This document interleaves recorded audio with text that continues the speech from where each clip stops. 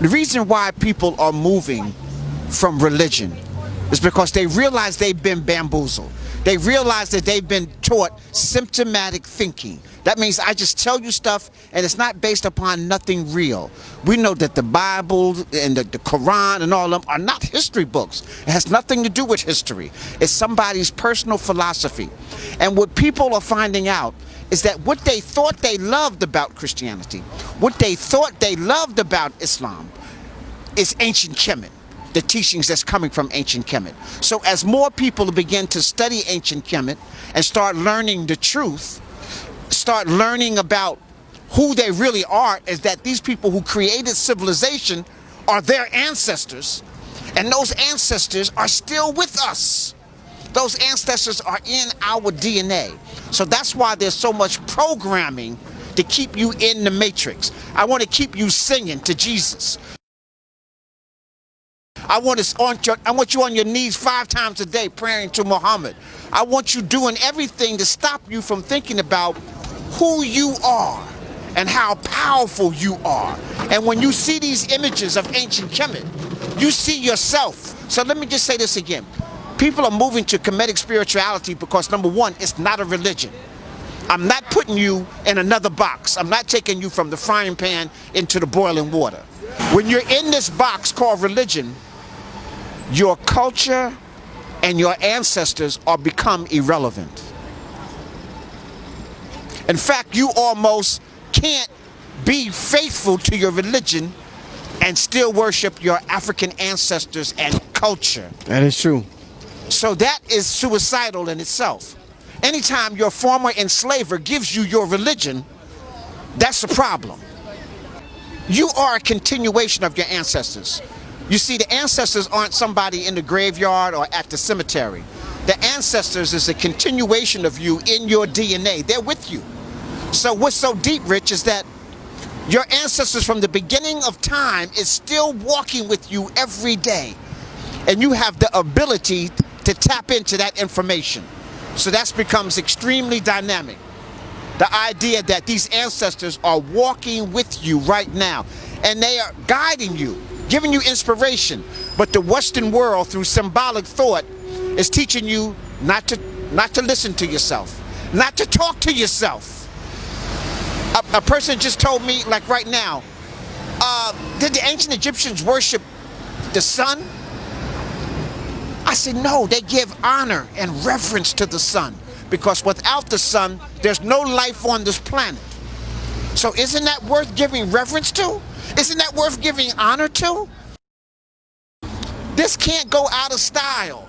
Spirituality can never go out of style. Woo. It is our essence. Okay. Okay, so I need you to understand that. It's not, spirituality isn't a man-made thing. Religion is a man-made thing. I'm putting you in a box so that I can control you. Some people say man created God. Man did. God is a man creation.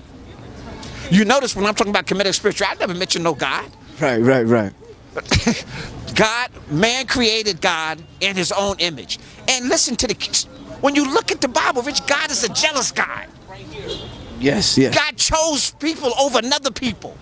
That sounds like some man stuff. That sounds like a twisted man who got a God complex. And he's ego tripping. And he creates them and he puts women, everything is her fault. Not understanding that he came from this woman. It always amazes me that you can tell me that woman came from a man's rib. How can somebody believe? See, that's the symbolic thought.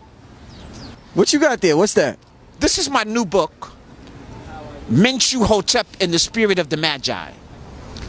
Most people are familiar with my book, Spiritual Warriors Are Healers, which is used now in over 40 universities. And it's used under African studies, spirituality, and philosophy. You notice I said spirituality, because spirituality frees you from the box. It says that the Creator exists within me. That we are divine human beings. We are divine spiritual beings having a divine human experience. You are not your body. You are your consciousness. So spirituality is trying to raise your conscious level so that you become one with this whole planet, become one with nature. See, let me say something else. Spirituality is always trying to keep you in tune with nature. Religion is trying to control nature. It's outside of nature. Give me an example how religion is trying to control let me nature. give you an example. When I talk about the nature is your heartbeat. The nature is a water drop. The nature is the ocean. The nature is the earth. The nature is your breath. The nature is all that can be conceived of and that which cannot be conceived of. It's still part of the nature. Now, did you define God like that? God is a bug. No, I don't think so. I don't think nobody. But I define that's part of the nature. And that I am the nature. People get upset. Like if you said, I'm God, people can't even handle that. But if you say, I'm part of the divine nature, and I have the will and the ability that's unlimited. A man is as he thinketh. A woman is as she thinketh.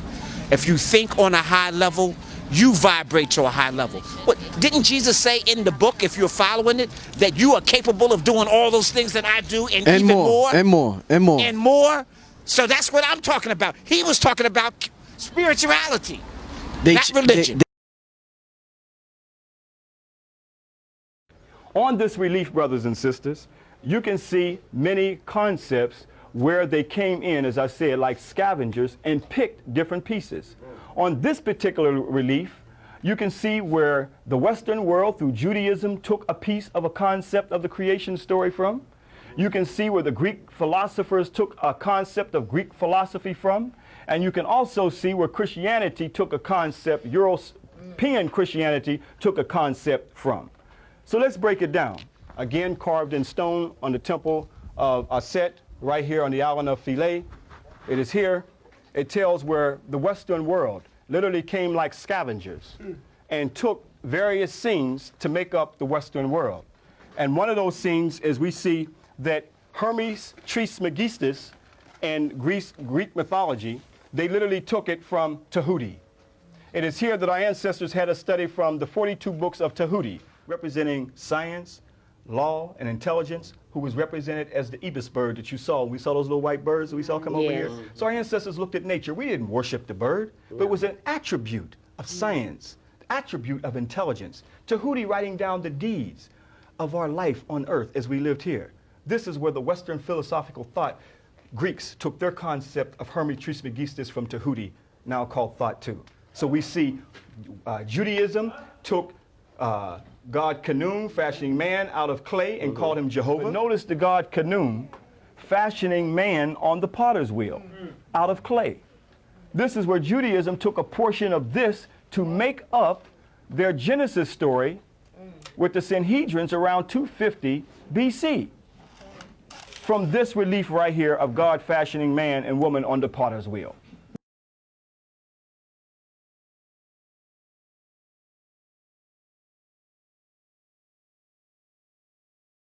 And they took other concepts of Atum from Heliopolis creation story, or the city of On, to make up their Adam as a man, when actually it was Atum the son.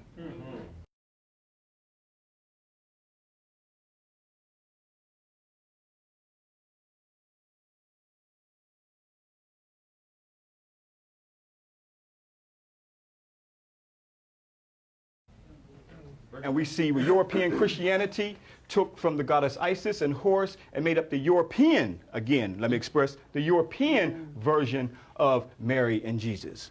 Copied directly from these reliefs right here.